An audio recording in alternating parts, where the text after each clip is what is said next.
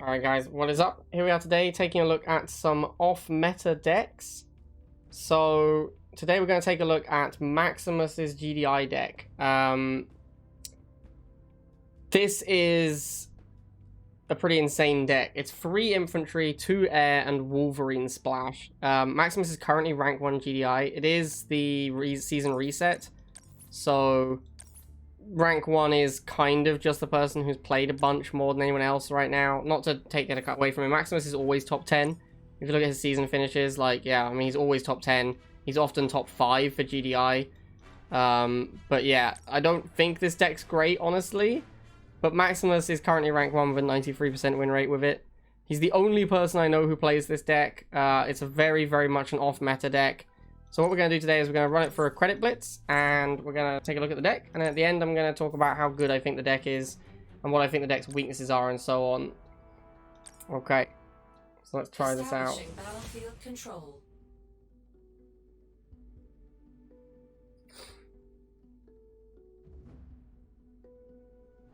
Okay, so this is a hyper-aggressive deck. You definitely want to play very, very aggressive with this deck. You want to open scout unit when you go straight for the pads. You generally open like a couple of riflemen and then very quickly switch into talons.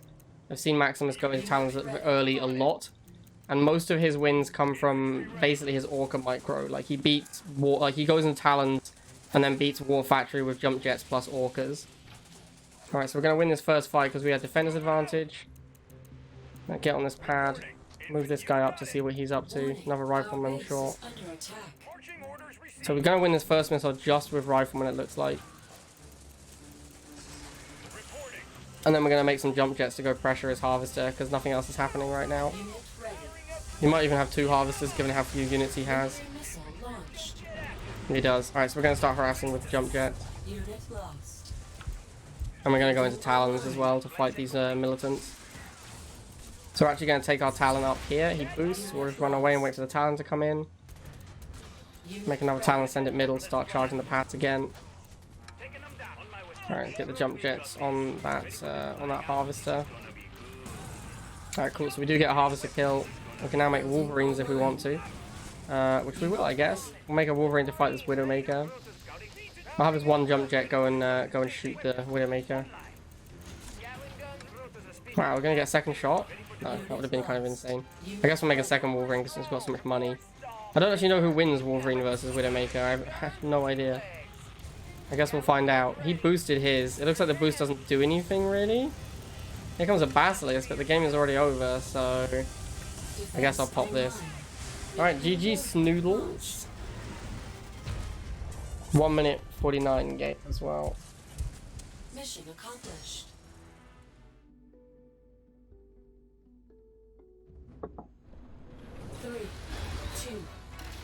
Alright, so we're definitely starting Rifleman again. Want to get on the pad quickly. Probably should go down here to get on the pad even faster. We'll pop a Harvester. So we're going to be on defense, which is great because it means that he's going to have to tech switch first most of the time. Although since we only have 2 buildings, because this is a 2 building deck with a tech splash, it is literally just barracks and air tower. The whole tech switching thing isn't that big a deal because once you've opened your helipad, you have access to all of your units effectively. So there is some upside to playing these 2 building decks in that you don't have the same sort of don't want to tech switch first thing that you normally get when playing rivals, because it just doesn't matter. Like you're always going to switch into air tower because that's your only other building. Now of course the weakness of that is you only have 2 buildings. So if your opponent has something that's very strong versus one of your buildings, it's really hard to beat that thing. So if your opponent has really good anti-infantry like Chem Buggy or really good anti-air like Slingshot, your deck really struggles because it shuts down like 50% of your units basically if they have a unit answer to one of your buildings.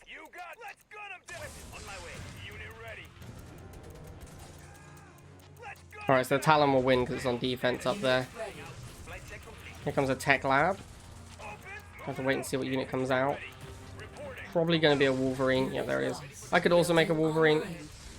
That's probably my best bet. I don't have any vehicles, so my answer to Wolverine is Orca, which isn't great. So I'm probably actually just better off bringing my own Wolverine in to fight his Wolverine. And then we can use Orca to try and finish it off. Like, we have our Wolverine fight here, and then we add an Orca in for extra burst damage. Alright, so we're just going to fly the Orca over here, and that should be game. Alright, cool. His Wolverines are way too late. GG. You are victorious. 3, 2, 1. Okay, up against D-Taz. Rifle start into Harvester. Let's see what he's up to. He's got one Harvester. Unit ready. Second Rifleman. There's some missiles.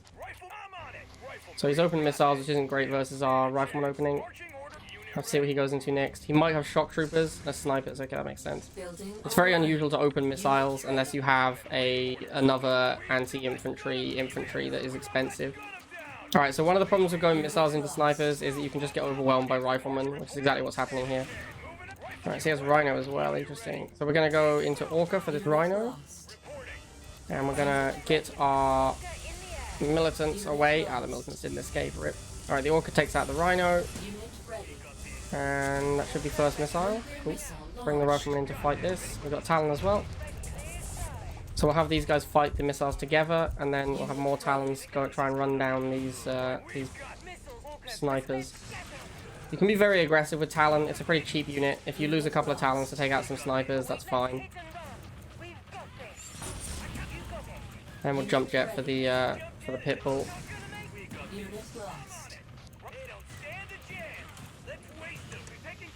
Don't want to get too close to his base because obviously he has snipers. Snipers is a good example of something that's very good against this deck, because so much of my deck is infantry that having snipers that just shuts down infantry is very good. So like sniper plus the Pitbull, he has something that's good versus infantry and something that's good versus air, so it can be a tough matchup. We're going to make rifles to fight the snipers for now because they're cheap. And we basically just want to use our mobility because that's the main advantage we have. And we'll use the strong arm turret to handle these snipers as well. Alright, so we're pretty close here. We should be able to just fire the second missile.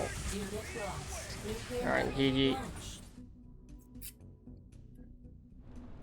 3, 2, 1. New objective. Okay, rifles first again.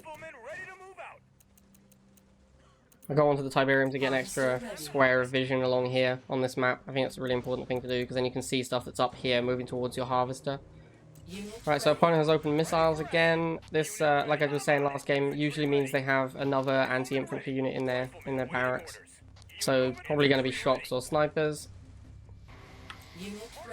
It's double half. Alright, well I knew these missiles were going to go around here, so I've gone for a third rifleman. I didn't want to move one of these back because I want to have two riflemen here for whatever comes out. Like if it's shocks, I need two rifles to fight it.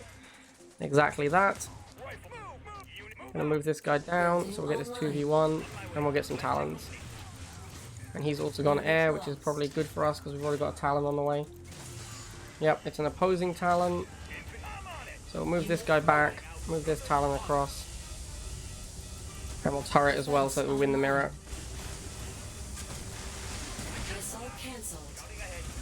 Oh, rip. Oh, we won the mirror down here. Okay, cool. So there's first missile. If he doesn't show us something that beats Talons, okay, well, there's something that beats Talons. I was going to say I just keep making Talons until he shows something that beats Talon. But Hammerhead definitely beats Talon. Can actually Talon spam against Hammerheads. As you can see, like we had like 3 Talons. We get some damage on the Hammerhead, but it's not great. Hammerhead, again, as I was saying at the start, this is one of the things this deck struggles with. It's when people just have like a very, very hard answer to one of your buildings. Because I can't really use Talons and Orcas that well against Hammerheads. The upside, of course, is that your opponent's units are very expensive compared to yours. So, although he can kill Talons with Hammerheads, he needs to kill a lot of Talons with each Hammerhead for it to be worthwhile. Alright, so we're going to try and go for the Wolverine. This turret plus missile will hold off these Talons. Send a Talon down here. We're not going to get to the Wolverine, but we're just going to win the game before we get there, so it doesn't matter. Alright, GG Black Commander.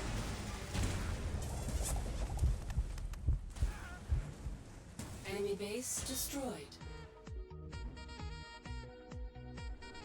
3, 2, 1. New objective. Alright, last game against Tiberium. Streaming rivals Blade gets rich. Thank you for the primes, Papanjay. I can assure you I do not get rich streaming rivals. I wish I did.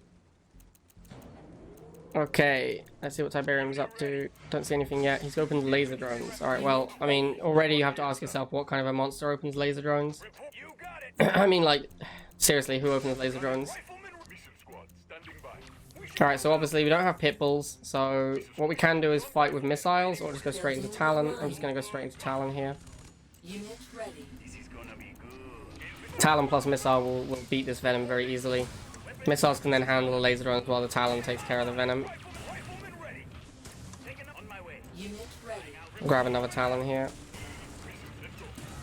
And we'll go and see what he does next. Phantom? Okay, it's pretty expensive answer to Talons. Again, this is the same as with the Hammerhead. Although one Phantom smashes one Talon, you need to kill 4 Talons to make back the money. Like, if you kill 3 Talons and then lose your Phantom, you're still down 10. So you need to kill a lot of Talons with that Phantom. And Talons do have good anti-air damage. So you can just spam Talons at the Phantom over and over and over. And you have to kill a lot of Talons to make it worthwhile. Unit lost. Unit ready. So I'm just going to make tons of Talons. If he doesn't show me a good answer to Talon, I don't consider Phantom to be a good enough answer to Talon. I'm just going to keep making Talon. Unit lost. Unit ready. Yeah, I mean, he can't beat Talons with Defense online. can't beat Talons with missiles either. Unit ready. Unit lost. The important thing is just to always get one Talon missile on each time the Phantom comes in. Also, at some point we could potentially go for Unit lost. we could potentially build what am I trying to say here? Missile cancelled. The Wolverine, and then the Wolverine would be great as well. Obviously, just need more Talons. Unit ready. Unit lost. Unit lost. Defense online. Probably gonna lose this missile because I can't kill the flamers in time. Oh, we killed the Venom in time. Nice. Alright, in that case, I think we win. Nuclear weapon. GG. There it is, Talon spam OP. Building online. Defense log. Objective complete. Talon is a powerful unit.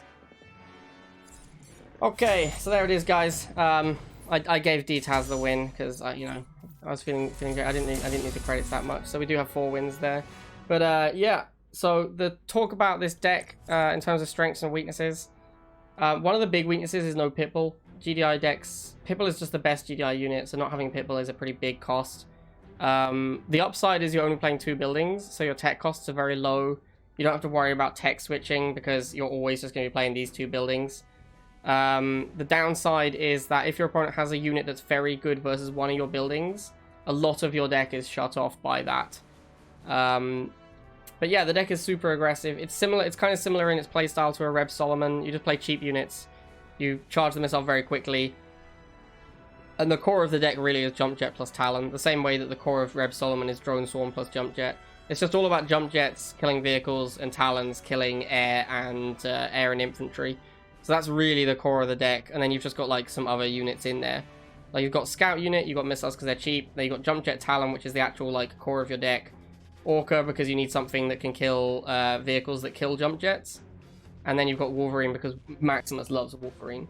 I don't really think that Matt Wolverine is very good in this deck, but it does give it a little bit late. It gives it something beefier in the late game. Like this thing is the cheapest unit with this many hit points, basically. Like once you get to Tech Lab, this does have a lot of hit points, and it isn't that expensive. Maximus often kills Harvesters with the Orcas and the Jump Jets to get there. Overall, I think the deck is not great, honestly. I think Maximus is just a master of the deck. But he has been playing this deck forever. I mean, like, I don't know, there's no way for us to check. Maybe his yeah, here you go. He's got 9,713 battles with Wolverine. And I'm pretty sure basically all of those are with this deck. So yeah, he's just absolutely mastered this deck. If you make yourself a decent deck and master it, that is better than just playing meta decks badly, I think. Like, if you know what you're doing with your deck, that is always going to be more powerful than playing a better deck, but playing it badly. Alright guys, I hope you enjoyed that. Overall, I would give that deck a rating of like 7 out of 10, probably. Like, it's not a bad deck, but I also don't think it's a great deck. And it really comes down to Maximus being a god with it. Alright, hope you guys enjoyed that, and I'll see you next time.